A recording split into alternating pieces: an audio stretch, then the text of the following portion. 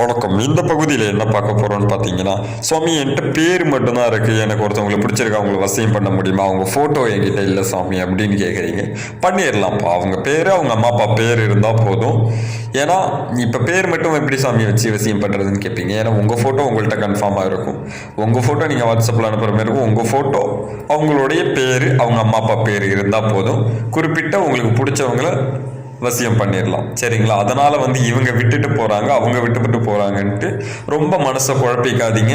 மைண்டை ரொம்ப குழப்பிக்கிட்டு நீங்கள் ஒரு வேலையை சரியாக செய்ய முடியாமல் இருப்பீங்க. சில பேர் மூஞ்ச பார்த்தீங்கன்னா ரொம்ப சோர்வாகவே இருப்பீங்க. இன்னொருத்தவங்களுக்காக உங்களை மாற்றிக்கிட்டு மனசை வருத்திக்கிட்டு ரொம்ப வருத்தப்படாதீங்க. வாழ போகிறது ஒரு முறை தாங்க. ஆனால் எல்லாத்துக்கும் வழின்றது இருக்குது. பிடிச்ச மாதிரி ஒரு வாழ்க்கை வாழ முடியலன்னு நினைக்கும் போது ஒரு நெகட்டிவ் தாட் வரதான் செய்யும்.